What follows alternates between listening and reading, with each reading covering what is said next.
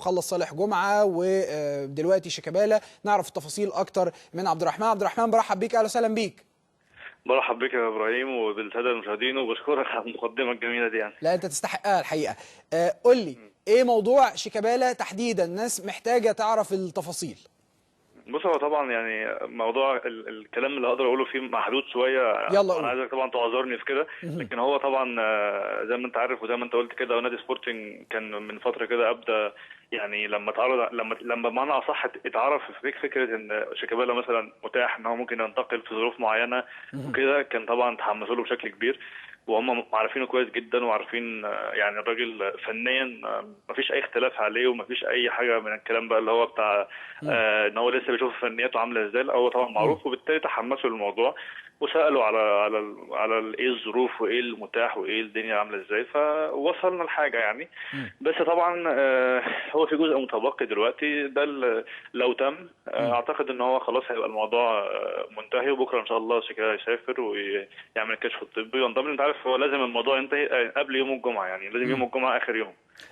المعلومات اللي موجوده، وهسالك وانت تقول لي اذا كانت صح ولا لا، المعلومات اللي موجوده انه خلص موضوع الفيزا وانه الفجر الغد هيكون مسافر باذن الله.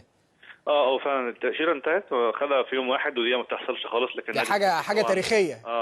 نادي سبورتنج طبعا نادي كبير هنا يعني. قالوا لي ما تقلقش خالص وبتاع، وهم باتصالاتهم على طول بالسفاره فعلا خدناه في يوم واحد.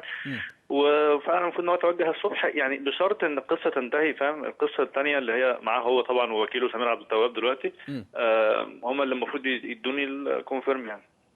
طيب الشق المتعلق بنادي الزمالك انا هبعدك عنه، انما بتكلم على الشق اللي متعلق بالبرتغال وخلال وجودك هناك. بسالك الوقت تقريبا قد ايه في فكره احنا عايزين شيكابالا، طب خلاص نبتدي نكلمه، اخد وقت قد ايه تقريبا؟ هو الموضوع كان يعني بمجرد ان هم زي ما قلت لك، انا لما اتيحت لي الفرصه ان انا اتكلم وهم عرفوا الظروف، ده كان مثلا وقت تقريبا من اقل من اسبوع يعني. وعشان كده احنا يمكن زنقنا في التاشيره بالشكل ده طبعا يعني. لو من بدري كانت الامور بقت خدت براحه شويه. طيب هو بيع نهائي؟ بص، التفاصيل هي دي زي ما بقول لك يعني. هو طبعا انضمامه هيبقى نهائي طبعا، اكيد يعني. نهائي مش على سبيل الاعاره يعني، هو ده اللي انا بسال عليه، مش على سبيل الاعاره. طيب لا، لكن التفاصيل الثانيه طبعا زي ما قلت لك يعني. طيب الامر المتعلق بمحمود علاء لاعب حرس الحدود، هل فعلا جاله عرض من ناسيونال ماديرا ولا لا؟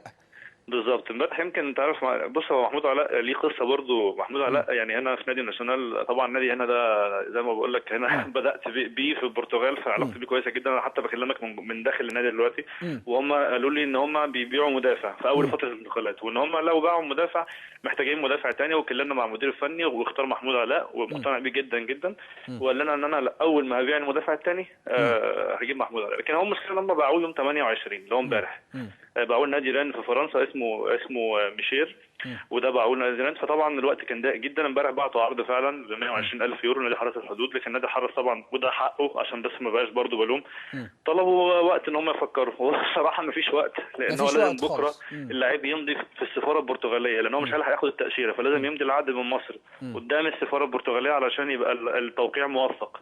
فطبعا الموضوع مستحيل يعني. هي دي المشكله، ان هو كان العرض يمكن ضعيف، لكن كان عندهم استعداد ان هم يرفعوا.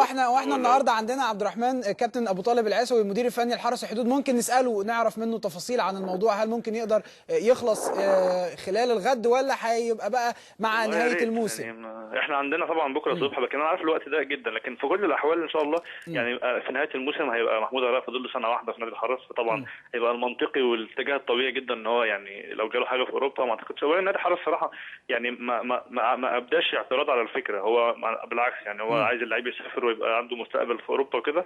وان شاء الله في اللي جاي باذن الله يعني موسم الخط الصيفي بقى ان شاء الله يبقى مليان لعيبه مصريين هنا ان شاء الله. ان شاء الله باذن الله. اتمنى لك التوفيق على كل حال، وبشكرك شكرا جزيلا على المداخله. عبد الرحمن مجدي كان معانا من البرتغال.